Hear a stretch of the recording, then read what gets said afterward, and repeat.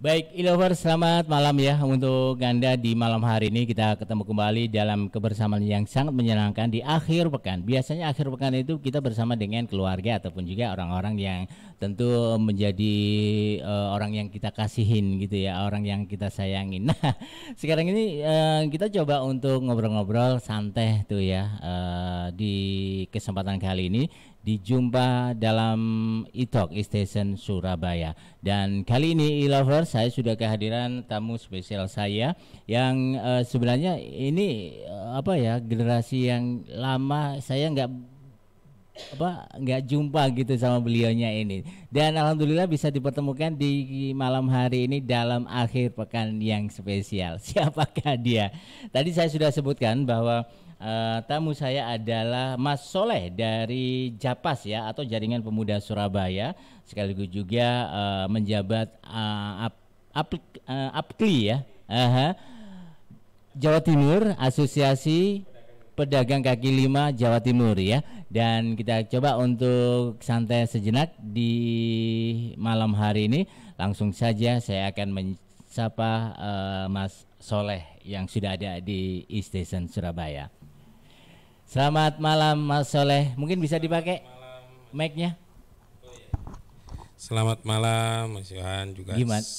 Selamat malam juga kepada seluruh pendengar e-Station yang berbahagia. Iya. Saya ucapkan alhamdulillah, saya ucapkan assalamualaikum warahmatullahi wabarakatuh. Salam sejahtera. Mudah-mudahan kita semua dalam kondisi sehat walafiat. Sehat ini Mas Soleh ya? Sehat, alhamdulillah. Sehat. Tempo hari thank you banget ya Mas, sudah bantu saya sama Mas Muklis. Siap. Saya mikirnya gini Mas Soleh, kapan ya saya bisa menodong Mas Soleh gitu ya untuk kita ajak ngobrol-ngobrol di e-Station gitu. Ternyata kita jodoh gitu loh ya Mas ya, kita bisa dihadirkan atau bisa bertemu sekarang ini ya Mas Soleh ya. Alhamdulillah. Semua itu tidak lepas dari takdir ya kan. Iya. Ngomong-ngomong soal takdir itu nggak bisa diganggu gugat gitu ya. Benar. Kalau sudah waktunya ketemu ya harus ketemu gitu. Siapa yang berani membantah takdir? ini dalam nanti ini pembahasannya, obrolannya. Siap. Nah, Mas Soleh ini sebagai Japas ya. Japas itu Jaringan Pemuda Surabaya. Jaringan Pemuda Surabaya. Kemudian yang satunya lagi apa Mas Soleh? APKLI, Asosiasi Pedagang Kaki Lima Indonesia. Kebetulan saya Ketua DPW Jawa Timur. Ketua DPW Jawa Timur. APKLI ya. Kalau Ketua Umum pusatnya itu Dr. Ahli Mahsun. Oh, Ali Maksun. Ya, kebetulan juga senior juga kan? Senior. 98 gitu ya ceritanya ya. Seniornya 98 beliau. Gitu ya. Oke, e-lovers, tamu spesial saya kali ini memang sangat luar biasa sekali. Banyak hal-hal yang nanti kita akan coba meng-create dan juga akan kita ajak ngobrol bagaimana sih kiat-kiat dan juga tipsnya ya, ataupun juga mungkin ada pelajaran-pelajaran yang sangat menarik sekali dan kita bisa mempergunakan atau kita bisa mempraktekkan dalam kehidupan sehari-hari, khususnya buat Anda generasi muda yang saat ini lagi gencar-gencarnya, lagi eksis-eksisnya. Ya benar ya Mas Soleh ya. Dan ini dia nanti bersama dengan Mas Soleh yang banyak sekali segudang pengalaman-pengalaman yang bisa kita dengarkan bersama-sama. Kalau ada di antaranya, gimana Mas? Amin, insya Allah. Sebenarnya pengalaman sama aja sih Mas. Oh gitu. Tetap sama-sama belajar lah. Dan yang pastinya nanti juga akan saya ajak Anda untuk bisa kontribusi bersama saya di kesempatan kali ini melalui 081361861247 atau Anda juga bisa share ini ya di Facebooknya e-Station Surabaya. Saya perbolehkan untuk berkomentar di bawahnya di sini obrolannya, silakan ya. Oke. Mas Soleh, kita malam hari ini akan berbicara terkait dengan kontribusi generasi muda kepada bangsa dan negara. Apa sih Mas Soleh yang bisa diberikan kepada bangsa dan negara generasi muda? Sekarang ini kan kita masuk di milenial ya, generasi milenial. Generasi milenial. Ini banyak orang menyebutnya begitu, milenial. Kalau Mas Soleh sendiri generasi apa ini? Mungkin saya Dilan dan Mile ya mungkin. Ya, jadi itu lovers ya, kesempatan waktu ini saya berikan kepada Anda dan silakan sekali lagi kalau Anda ingin bergabung bersama saya bisa melalui 081361861247 atau di Facebooknya E-Station Surabaya. Di sana sudah saya perbolehkan untuk bisa bertanya ataupun juga ada sesuatu yang ingin Anda sampaikan ya. Oke, langsung saja ke Mas Soleh. Mas Soleh, banyak sekali aktivitas yang dilakukan oleh para pemuda sekarang ini, Mas Soleh. Betul Dan sekali. ini bagaimana perspektif dari Mas Soleh sendiri? Mungkin di awal generasi muda terlebih dahulu. Apa sih kalau generasi muda? persoalan generasi muda ini sebenarnya kategori pemuda ya, anak muda ini yang masih ambigu ya menurut kita. Bahkan di undang-undang pun itu ada perbedaan mulai dari usia 17, usia 21. Nah, ini kan banyak yang tidak satu pemikiran, satu frame. Seharusnya usia berapa sih? Misalkan dalam perspektif Islam, anak muda ini ketika sudah masa balik, artinya yang laki-laki sudah di khitan, yang perempuan sudah ini bisa, bahkan untuk membina rumah tangga juga bisa. Nah, sedangkan di negara ini kalau saya ingat dulu waktu kuliah ini kan kalau bikin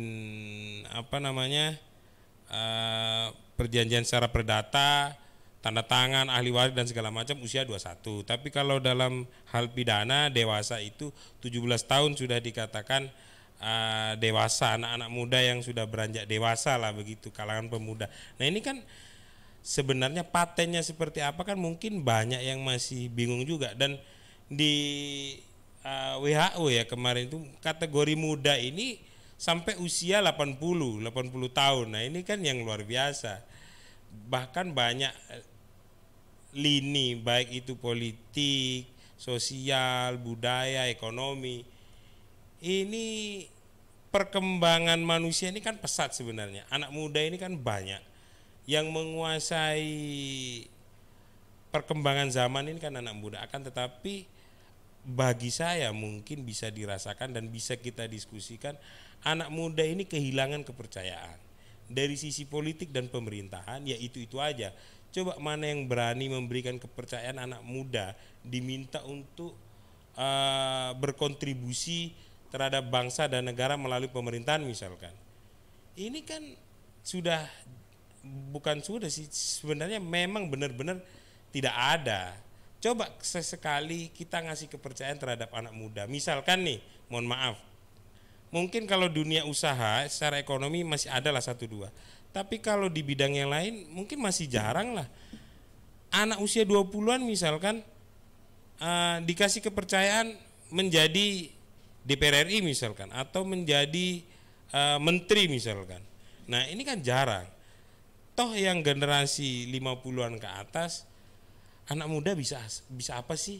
Nah, kalau sudah dibegitukan, anak muda ini kan sudah, ya mau gimana kita mau berkarya. Padahal di era digital ini, mohon maaf, mungkin diawali dari luar negeri dulu. Indonesia ini kan budaya latahnya kan masih kencang. Mungkin harus dari luar negeri dulu. Perkembangan zaman ini kan dimulai dari anak muda. Percepatan teknologi ini dimulai dari anak muda. Mungkin Indonesia sudah mulai merasakan dengan adanya YouTuber menghasilkan, bagi saya hanya sebatas menghasilkan duit sih.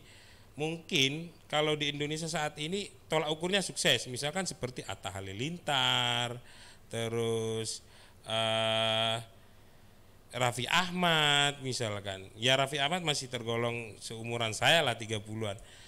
Mungkin di bawah 30 masih banyak seperti bidang makanan aja Tan Boykun menghasilkan banyak pundi-pundi uang, dan itu menjadi tolak ukur kesuksesan. Mungkin dari itu untuk bidang-bidang yang lain, misalkan bidang politik atau mungkin yang lain, mungkin harus mulai mempercayakan terhadap anak muda untuk menjalankan atau meregenerasi bangsa ini, sehingga negara ini tidak tertinggal jauh dari negara-negara yang lain. Kalau kiblatnya selama ini Amerika, Eropa, mungkin kalau dipercayakan terhadap anak muda, lompatan-lompatan ketertinggalan yang selama ini menjadi kesenjangan itu terlampaui dengan cepat. Mungkin begitu ya kalau menjadi gambaran saya selama ini yang saya pikirkan. Cuman dari anak muda sendiri kadang-kadang kita memberikan kepercayaan ini gimana sih caranya kan gitu. Jangankan ke orang lain, ke orang tua aja. Saya bisa loh, bapak, ibu, ayah, papa misalkan. Cuman terkadang orang tuanya, oh, kamu anak ingusan atau apa kan begitu. Padahal teknologi ini berkembang pesat dan yang lebih tahu kebanyakan anak muda. Jangankan anak muda, usia anak-anak saja sekarang sudah mulai ngerti bagaimana menjalankan teknologi.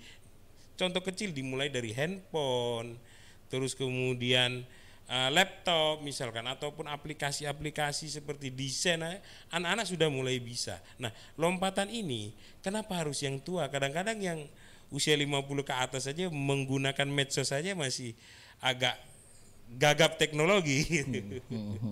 Itu sih gambaran sederhananya bagi saya di situ. Mungkin selain teknologi, untuk bidang-bidang yang lain, cobalah setidaknya beri kepercayaan terhadap anak-anak muda ini bagaimana mengelola minimal di lingkungan sekitar lah. Pasti itu akan berimbas terhadap bangsa yang kemudian berimbas juga terhadap negara ini. Dan berarti selama ini krisis kepercayaan yang dialami oleh para generasi muda ada gitu ya Mas ya, atau seperti tetap apa? ada, itu menjadi kendala, tapi hebatnya juga anak muda Indonesia ini kan semau-mau gue apa lu, cuman mungkin yang perlu dipertahankan bagi saya cuman satu, akhlak budi pekerti. Ya ini ada yang akhlak versinya ulama-ulama, ada yang akhlak versi pemerintah adalah budi pekerti, katanya agama diganti dengan budi. Mungkin hanya itu saja. Budi pekerti ini memang perlu ya. Etika, kesopanan anak muda ataupun generasi yang muda-muda ini bagaimana memperlakukan orang tua, teman yang usianya lebih tua, mungkin itu perlu. Saling menghormati terhadap seumurannya, mungkin itu juga perlu. Terus menghormati yang lebih muda itu juga perlu juga. Tapi setidaknya kasihlah kepercayaan terhadap anak muda itu untuk melakukan sesuatu. Mungkin untuk orang tua ataupun yang generasi yang menggolongkan dirinya tua, cukuplah mengarahkan kita yang muda-muda untuk tetap memiliki norma, etika, adat istiadat dan budaya di masyarakat. Mungkin itu yang lebih masuk ke kita daripada menghalangi anak muda untuk menghasilkan sebuah karya. Mungkin seperti itu. Tapi selama ini kalau realitanya ya Mas Soleh, ini antara yang tua sama yang muda itu yang tua, apakah sudah memberikan kesempatan kepada yang muda, atau mungkin yang muda sendiri nggak mau mengikuti cara gaya dari orang tua itu sendiri, atau gimana Mas Soleh? Ya sebenarnya itu tadi kalau saya bilang di awal itu etika lah. Mungkin kesalahannya anak muda ini etikanya untuk berbicara hati ke hati dengan, jangan jauh-jauh ya, di lingkungan keluarga aja mungkin masih kurang. Dan orang tuanya sendiri kurang mampu menangkap apa yang menjadi ide-ide besar dimulai dari anaknya ataupun anak muda yang lain. Mungkin itu. Contoh kecil kalau ini kita contohkan di dunia usaha, mana ada sebuah CV ataupun proyek yang misalkan itu digarap memang betul-betul difokuskan, ini garapan ini kita kasihkan ke anak muda-muda. Ini kan jarang. Dan doktrin di Indonesia ini usia sampai 22 ataupun 24 usia kuliah itu masih dikategorikan anak-anak. Rata-rata bilang bisa apa, padahal di luar negeri sana ataupun YouTuber seperti yang saya sebutkan tadi di bidang makanan ada Tan Boy Kun, Magdalena dan segala macam itu, mereka masih kuliah sudah menghasilkan pundi-pundi uang. Tapi memang bagi saya uang itu belum tentu titik capai tertinggi ataupun titik kulminasi daripada sebuah kesuksesan. Nah, dan yang perlu diajarkan terhadap anak muda ini terus berinovasi. Nah, kesuksesan ketika sudah kaya, misalkan nih, kita kalau dicontohkan tadi anak muda-muda yang sudah di dunia digital sudah melampaui batas yang gariskan oleh orang tua itu ataupun generasi tua ini, mereka melampaui kesuksesan itu, maka yang tidak pernah diajarkan adalah kenapa kok saya sebut kesuksesan itu beda dengan sumber keuangan. Kesuksesan itu tidak akan pernah menurun, selalu meningkat. Tapi kalau keuangan, yang perlu diajarkan generasi tua adalah menghadapi tantangan zaman saat ini banyak duit, sedikit duit, kaya, miskin atau apapun, tapi jangan berhenti untuk melakukan ataupun menghasilkan sebuah karya yang inovatif, yang itu akan menjadi ciri khas sebuah kesuksesan. Bangkrut misalkan, jadi kaya, jadi macam-macam naik turun, itu biasa. Hal ini yang tidak pernah diajari motivator-motivator dimanapun. Semua hanya mengajarkan bagaimana kamu menjadi sukses, dalam artian sukses itu banyak duit. Tapi tidak pernah diajarkan mental menghadapi kenyataan reality, ada di mana dalam mencapai kesuksesan itu, kadang kita banyak duit, kadang kita bangkrut. Nah, naik turun secara finansial ini, mental kita bagaimana menghadapi itu. Kesuksesan ini kan kalau dalam angan-angan saya ini, sukses itu ya betul-betul memahami bidang apa yang kita minati. Nah, kemudian kesuksesan itu betul-betul sukses ketika memberikan kontribusi secara sosial terhadap bangsa dan negara. Nah, poinnya kesuksesan kalau menurut saya di situ. Apalah arti sebuah usaha, kita kaya tapi kita kaya sendiri, kita banyak duit tapi banyak duit sendiri. Bagaimana ini berkontribusi terhadap lingkungan sekitar, terhadap bangsa Indonesia secara keseluruhan, ataupun terhadap negara Indonesia. Nah, titik itu yang tidak pernah diajarkan orang-orang lain, bahkan motivator-motivator di seluruh negara Indonesia ini tidak pernah mengajari bagaimana ketika menghadapi mental yang naik turun ini. Kalau kesuksesan sudah pasti bagaimana kita meraih kesuksesan. Itu sih sederhananya dari saya. Nah, Mas Soleh ini kan juga memiliki sebuah usaha gitu ya, beberapa usaha yang boleh dikatakan maju dong. Amin ya Mas Soleh ya. Amin, mudah-mudahan. Makanya saya bilang dari awal itu sebenarnya kalau ditanya saya ini pengusaha, tapi bukan kemudian pengusaha yang betul-betul punya usaha yang melejit ya. Artinya duitnya selalu banyak, tidak seperti itu. Saya ini usaha yang selalu berusaha untuk mempunyai usaha, tapi dalam perjalanannya saya itu selalu menganggap usaha ini gimana caranya bisa memberikan manfaat pada orang lain. Nah, pikiran-pikiran itu yang kadang-kadang beda ya dengan keluarga, dengan orang-orang sekitar, karena seperti yang saya sebutkan di awal, titik kesuksesan itu selalu berbanding lurus dengan duit misalkan. Nah, kalau saya enggak, kita bisa makan hari ini atau besok berlebih atau lusanya kita kurang lagi, sudah. Kalau kita berpancasila istilahnya kan, betul-betul berketuhanan yang Maha Esa, kita punya agama, sudah serahkan aja semua terhadap Tuhan yang Maha Esa kan gitu. Ngapain ribet-ribet. Iya. Jadi sederhana banget ya Mas Soleh ya. Nah, kalau boleh tahu nih Mas Soleh kan tadi sudah menyebutkan bahwa apa ya istilahnya naik turun atau pasang surutnya usaha itu pasti ada ya. Dan itu yang harus ditanamkan oleh generasi muda, bagaimana cara menghadapinya. Tadi sudah disebutkan juga oleh Mas Soleh. Nah, ini ada nggak cerita dari Mas Soleh sendiri ketika ini Mas Soleh kan beberapa usaha apa aja Mas? Kalau boleh tahu ini? Saya itu yang ditekuni sekarang? Yang saya tekuni sekarang ini usaha olahan makanan sih sebenarnya. Olah makanan ya. Dunia bakery sama transportasi. Itu kalau untuk saat inilah. Dan itu pasti terjadi juga pasang surut juga gitu kan ya Mas ya? Betul. Nah, ini menghadapi pasang surut seperti itu boleh dong Mas Soleh sendiri bisa memberikan apa ya, resepnya ini apa? Kalau tadi kan ya udah kita ketuhanan yang Maha Esa, serahkan semuanya kepada yang betul. Pencipta, kepada Tuhan gitu. Nah, ini gimana ini Mas Soleh? Mungkin bisa di-share. Tadi kalau saya pribadi itu membangun mentalnya itu harus merasakan dulu ya, kalau untuk saya pribadi. Tapi setidaknya banyak orang yang bilang kopi ini enak, makanan soto ini enak, makanan rawon ini enak, makanan pecel ini enak, makanan pizza ini enak.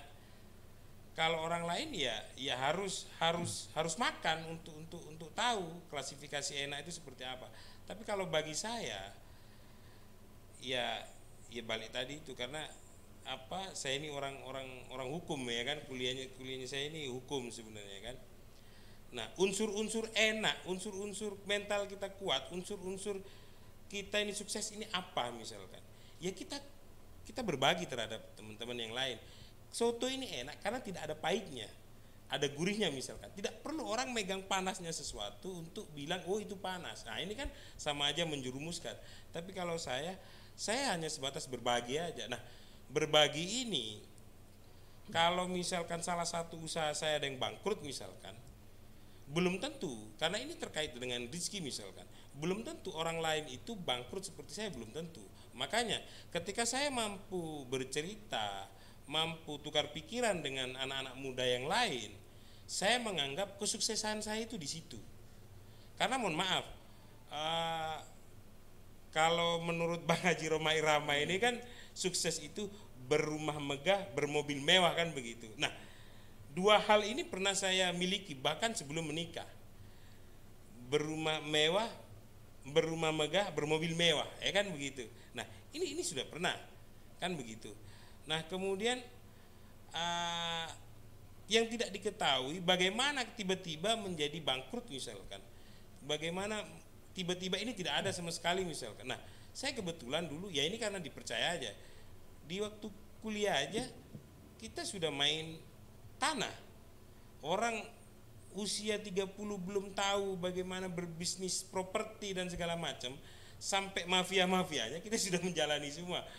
Usaha proyek misalkan, orang masih belum paham bagaimana di usia 30 ke atas misalkan bermain proyek bagaimana, kita di usia 20 saja sudah bermain itu semua. Nah, maksud saya tingkat kesuksesan, kalau bagi saya maksudnya itu, bagi saya tingkat kesuksesan itu sudah melampaui itu semua.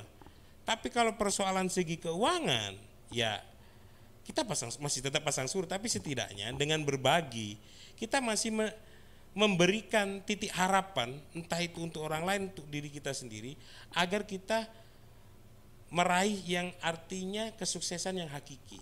Itu bagi saya. Makanya ketika dengan diskusi terus kemudian kita banyak hal yang bisa dilakukan dengan sebuah diskusi tadi itu, entah aksi atau apapun. Nah, itu yang menjadikan mental kita selalu tegar. Kita tidak merasa sendirian. Itu titiknya bagi saya di situ. Dengan berbagi itu tadi, kita tidak akan pernah merasa minder, keder. Justru kita merasa punya teman. Setidaknya harapan kita gantungkan di situ. Sehingga apapun keadaan kita selalu enjoy, bisa tersenyum. Mungkin sehat itu penting ya untuk bisa tersenyum. Apalagi di saat-saat seperti ini ya, gitu ya Mas Soleh ya. Menjaga imun lah ya. Tadi omong-omong awalnya dari advokat ya Mas ya. Boleh tahu dong, bener, kok merambah di dunia bisnis ini kan apa ya, habis dari advokat terus bisnis usaha gitu ya. Ini ceritanya kayak gimana ini? Oh, kadang-kadang kan gini. Kok langsung banting setir gitu? Anak muda ini kan takut untuk mencoba segalanya kan begitu kan. Kalau sudah tahunya misalkan nih secara linear dia hukum misalkan, ya sudah bergelut di bidang hukum aja. Bahkan kesuksesan itu berbanding terbalik pengertiannya secara hakiki. Kesuksesannya banyak duit. Akhirnya apa?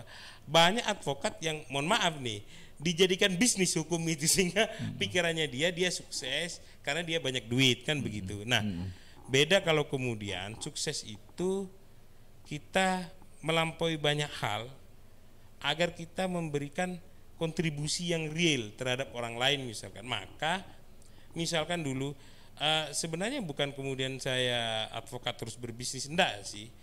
Tapi waktu kuliah saja saya sudah berbisnis. Yang saya ceritakan tadi itu sama-sama kita jalani. Bahkan mohon maaf, jadi insan media pun kita pernah. Saya jadi ada mungkin setahun atau hampir 1,5 tahun lah jadi jurnalis kan begitu. Semua kita lakukan. Yang penting itu tadi enjoy, tapi titik pentingnya bagi saya kita harus profesional. Kalau memang kita mulai bergelut, belajar ini kan bisa otodidak, tapi bagaimana profesional. Banyak hal, entah diskusi dengan teman, misalkan nih di bidang penyiaran, bisa saja saya tiba-tiba jadi penyiar, tapi alangkah baiknya kalau saya belajar kesampean ini, Mas. Nah, ini kan tidak persoalan, tidak harus saya benar-benar. Nah, titiknya di situ, bagi saya poinnya di situ. Kalau dikaitkan dengan kondisi kekinian di negara kita ini, di sekitar kita ini, mungkin gimana caranya patokan ijazah menilai seseorang itu dihapus. Setidaknya kita hanya sebatas mengetahui basic keilmuannya apa. Itu aja sih sebenarnya ijazah, bukan kemudian kamu bekerja sebagai ini karena ijazahmu ini, kamu bekerja sebagai ini. Ini namanya pemuda-pemuda yang terpenjara. Tapi kalau saya dulu keluar dari batas-batas itulah. Jadi itu ya Mas Soleh ya. Jadi bagaimana cara kita untuk belajar ya, dan terus bersama. Belajar bersama gitu ya. Dan ya mungkin mental, sekali lagi balik lagi tadi ngomong soal mental itu juga harus dipersiapkan oleh generasi muda agar apa sih ketika menghadapi segala masalah, pasti dong ada masalah yang ada di hadapan kita gitu ya Mas Soleh ya. Betul. Dan itu bisa diselesaikan oleh si generasi muda sekarang ini ya sebenarnya. Ya itu tadi Mas, pesannya bagi saya, biarkan anak-anak muda ini berkreasi dan berkarya sebebas mungkin. Jangan dipenjara dengan 1-2 basic keilmuan ya kan. Tapi yang perlu dari generasi tua dan kita harapkan dari anak-anak muda ini, pengayomannya terhadap bagaimana kita mempunyai etika yang baik. Banyak anak muda yang kemudian merasa sok bisa, merasa pintar, tapi melupakan yang namanya etika. Bagaimana terhadap orang usia yang lebih tua, terhadap orang tua, itu banyak hal. Tapi di lain sisi, setelah kita punya etika, cobalah kasih kepercayaan terhadap anak muda ini. Mungkin ini kan sudah mulai nih, selain dunia usaha ya, dunia bisnis, ini mungkin bisa jadi merambah ke dunia politik. Nah, kalau di dunia politik ini sudah mulai ada ya, secara sosial pastilah trust itu akan datang dengan sendirinya. Tidak ada sekat. Ini bisa dipercaya ini kalau A, B, C, D misalkan. Mohon maaf, kalau di bidang usaha misalkan dunia perbankan pun ini layak enggak dikasih pinjaman nih usaha begini segala macam. Nah, kalau usianya sekian, ditanya rumahnya aja masih ikut orang tua enggak? Tidak pernah ditanyakan karyanya sampean apa, sehingga secara ekonomi, secara finansial sampean bisa membayar misalkan angsuran misalnya. Tidak pernah dunia perbankan berbicara tentang itu ataupun menanyakan tentang itu. Mungkin sekali lagi butuh kesepakatan bersama, setidaknya memberikan kepercayaan terhadap anak muda. Mungkin begitu. Hukum pernah belajar, menjadi jurnalis juga pernah begitu ya. Pernah. Dan maklaran tanah juga ya. Saya bilangnya seperti itu ya Mas. Iya, siap, enggak apa-apa. Dan ternyata menghasilkan yang duit banyak gitu ya Mas ya. Banyak Mas. Tapi ya itu tadi, karena masa muda kurang inilah ya, kurang pengayomannya, sehingga habisnya duit ini di tempat yang enggak gitu. tapi kan sekarang kan lebih ayem, lebih nyaman sekarang ini kan. Iya Mas, karena banyak hal yang sudah kita rasakan. Lambat laun anak muda ini kan menilai kan, mana yang benar, mana yang enggak ya kan, mana yang kemudian ya udahlah kita jalanin ini aja kalau ini enggak baik, terkait dengan diri kita sendiri misalkan, dimulai dari kesehatan dan banyak variabel lah untuk berpikir terhadap itu. Makanya jangan takut untuk generasi yang dikategorikan tua ini untuk memberikan kepercayaan terhadap generasi muda.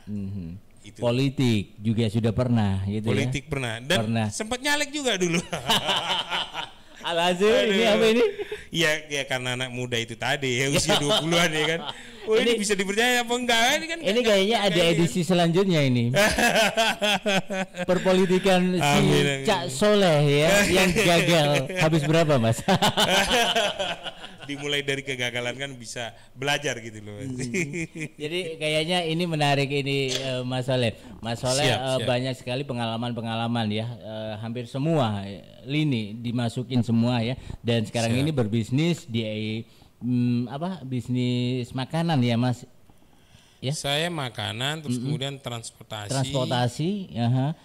Pengennya sih juga main di pertanian sih. Wow. Karena kalau kita apa ya, kalau bahasanya teman-teman agama lain mungkin kontemplasi begitu kan. Saya dibagiin apa ini? Saya semuanya bidang di lini Saya cuma belajar aja, dibapras jarang semuanya menghasilkan gitu. duit banyak dari situ soalnya. Nanti katanya tuh Mas Soleh pengen siaran gitu ya, pengen mencoba. Saya pengen belajar dari Mas Yohan untuk bersiaran dengan karakter gaya saya sendiri. Ya. Waduh, ini saya harus pasang kuda-kuda ini.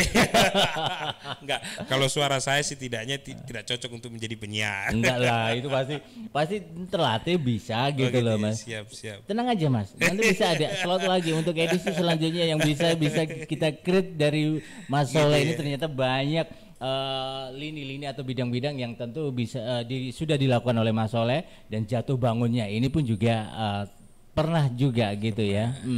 Dan ini belum lagi politik, nanti ada sesi politik nanti ya, kegagalan dan apalagi ini kan juga dengar-dengar nih bisa menggolkan satu rombongan gitu.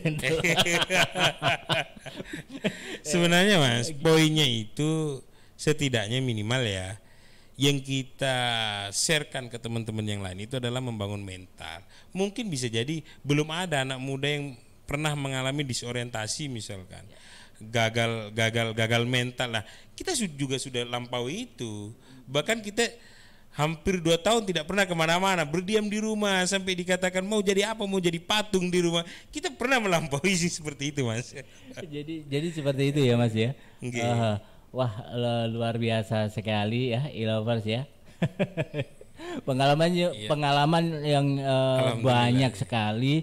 Dan alhamdulillah, semoga aja apa yang kita bicarakan, kita diskusikan selama ya sebenarnya pengen berlama-lama gitu loh Mas Soleh ya. Tapi next ada sesi-sesi yang menarik yang mungkin kita bisa create sendiri, kita obrolin lagi gitu ya Mas ya. Betul. Mungkin ini kan dari segi usaha bisnisnya, nanti belum politiknya. Bagaimana sih untuk bisa menggolkan sebuah kelompok atau apa ya, sebuah orang yang nanti akan bisa jadi ini kayak gimana tips-tipsnya gitu ya Mas Soleh ya. Betul. Sebenarnya saya sudah menggiringnya ini Mas Soleh ini. Kayaknya Mas Soleh senyum-senyum aja. Oke aja Yohan. Baik Mas Soleh, dalam perjumpaan terakhir kita di kesempatan kali ini, apa sih yang pengen disampaikan oleh Mas Soleh terhadap generasi muda, atau kita bilang bahwa sekarang ini adalah generasi milenial yang tentu menjadi apa ya, generasi untuk penerus bangsa dan negara ini. Apa ini yang pengen disampaikan oleh Mas Soleh? Silakan Mas Soleh. Kalau untuk anak muda sendiri, bagi saya terus semangat untuk berkarya apapun itu. Bahkan hal yang tidak pernah dipelajari pun dari teman-teman generasi muda ini, jangan takut untuk mempelajari. Jangan takut untuk disalahkan, karena memang banyak hal yang mungkin sudut pandang orang lain itu mengatakan kita salah, tapi setidaknya bagaimana kita ini memberikan kepercayaan bahwa ada satu titik terang, ada nilai-nilai yang itu bisa dibenarkan dari apa yang kita karyakan tersebut. Terus kalau boleh juga kita meminta lah ya, bukan berpesan, nanti dikiranya kan menggurui Mas. Tapi setidaknya kita pengen menyampaikan sesuatu ke generasi, jangan sebut generasi tua lah, kesannya kan gimana kan. Mungkin suatu saat kita bisa sebut generasi tua ini dengan generasi senior. Mungkin generasi senior ini, saya pengen menyampaikan sesuatu. Ada banyak hal yang dilakukan anak muda, 1, 2 atau mungkin banyak anak muda di luaran sana yang bekerja dengan keras seperti yang diinginkan oleh generasi senior atau generasi tua ini. Tapi mereka tidak pernah tahu 1, 2 hal yang kemudian bisa membubarkan yang namanya kepercayaan itu kepada kita. Mungkin perlu justifikasi terhadap anak muda ini harus disertai dengan apa yang bisa disampaikan anak muda dengan segala sesuatu yang ya entah berhasil atau kegagalannya. Bahkan mungkin banyak kegagalannya karena apa? itu perlu didalami, jangan langsung dijustifikasi mereka itu gagal dan segala macam, mereka itu anak kemarin sore dan segala macam. Itu sebenarnya di kita anak-anak muda ini itu hal yang paling risih yang kita dengarkan. Kita mengantisipasi untuk dikatakan pembohong lah, pembual lah, itu sebenarnya kita berusaha keras, tapi apa daya misalkan karena takdir itu tadi ya, kita dibilang dicap, wah ini bahasa Jawa mungkin getapus dan segala, padahal yang kita lakukan tidak seperti itu. Mungkin itu yang perlu diperhatikan dari generasi tua, karena mohon maaf, kita berjuang itu seperti kata senior saya itu, bisa jadi perjuangan kita hari ini meskipun tidak dinilai oleh orang lain ataupun generasi tua saat ini, bisa jadi apa yang kita perjuangkan hari ini itu menjadi bermanfaat untuk orang lain. Ratusan, ribuan, bahkan jutaan orang lain itu bisa jadi bergantung dengan apa yang kita perjuangkan hari ini. Itu pesan senior saya dulu. Makanya ya kebetulan senior saya itu jadi komisaris BUMN sekarang ya, tapi saya selalu termotivasi dengan itu. Yang kita perjuangkan ini bisa jadi menurut orang lain itu tidak berguna, tapi di belakang kita bisa jadi ratusan, ribuan, bahkan jutaan orang bergantung dengan apa yang kita perjuangkan hari ini. Makanya untuk anak-anak muda, jangan patah semangat untuk terus berkarya. Berjuang dengan karyanya kalian masing-masing itu, buktikan kalau karyanya teman-teman anak-anak muda ini bisa jadi bermanfaat untuk ratusan orang di luaran sana, bisa jadi ribuan atau bisa jadi jutaan orang bergantung dengan apa yang kita perjuangkan hari ini. Contoh kecil misalkan, siapa yang tahu perjuangannya Thomas Alva Edison untuk menemukan bohlam lampu misalkan, itu akan berguna untuk jutaan orang tapi di masa yang berbeda setelah beliau. Itu pesan yang ingin saya sampaikan, unek-unek yang ingin saya sampaikan untuk diperhatikan oleh semua orang, baik tua, muda dan segala macam. Baik, kalau gitu Mas Soleh, terima kasih sudah ngobrol-ngobrol di akhir pekan kali ini. Wah, seru banget ini Mas Soleh kalau kita terus ya. Ini edisi Soleh part pertama. Nanti ada bagian keduanya. Kayak gimana sih? Lebih menjurus lagi ya. Lebih menjurus lagi. Jangan patah semangat intinya ya Mas Soleh ya. Dari generasi muda tetap saja berkreativitas sesuai dengan kemampuannya masing-masing ya Mas Soleh ya. Baik, kalau gitu Mas Soleh, terima kasih sekali lagi saya sampaikan Mas Soleh sudah ngobrol di Stesen Surabaya dan sampaikan salam saya kepada teman-teman Japas atau Apkli Jawa Timur. Dan semoga sukses selalu buat organisasinya dan juga usahanya Mas Soleh kue makanan ya Mas Soleh ya. Saya bilang dan transportasinya ini sukses dan nanti akan merambah ke pertanian juga sukses juga ya. Insyaallah ya. Baik, pokoknya jangan penyiar ataupun juga MC Mas. Nanti nggak ada kebagian gitu. Kalau belajar kan masih tetap harus belajar lah Mas. Iya, belajar nanti akan diaplikasikan dalam untuk profesional gitu. Saya langsung pegang kepala gitu. Nggak ada Mas ya. Siap. Mas Soleh, terima kasih ya. Sama-sama, saya juga terima kasih sama Mas Yohan selaku penyiar Station, juga terhadap seluruh pendengar Station dimanapun berada. Ya. Oke, thank you. Jangan lupa subscribe, like, and share ya video-video di Station. Banyak itu Mas, kalau Mas Soleh melihatnya itu banyak tampilan-tampilan Mas Soleh, talk show atau ngobrol santai atau pengen yang lain, konten-konten banyak juga di YouTube-nya Station. Baik, terima kasih Mas Soleh. Siap. Selamat malam Mas Soleh. Assalamualaikum. Waalaikumsalam warahmatullahi wabarakatuh. Lovers, itu tadi Mas Soleh yang sudah saya ajak ngobrol dan begitu banyak sekali usaha-usaha yang digelutinya dan ini bisa menjadikan contoh buat kita semuanya, generasi milenial, generasi muda untuk bisa berkreativitas ataupun juga bisa melakukan atau membentuk atau menciptakan sebuah karya-karya dan tentunya bagi kaum atau generasi yang tua pun sendiri harus bisa mengarahkan kepada generasi muda yang memang butuh bimbingan, bantuan atau pembinaan agar generasi muda ini tetap bisa eksis terus dan bisa menjadi orang yang sukses untuk bangsa dan negara. Itu dulu e-lovers ya perjumpaan kita di kesempatan kali ini. Saya Yohan Sasamudra juga pamit. Thank you banget. Selamat malam dan sampai jumpa. Wassalamualaikum warahmatullahi wabarakatuh.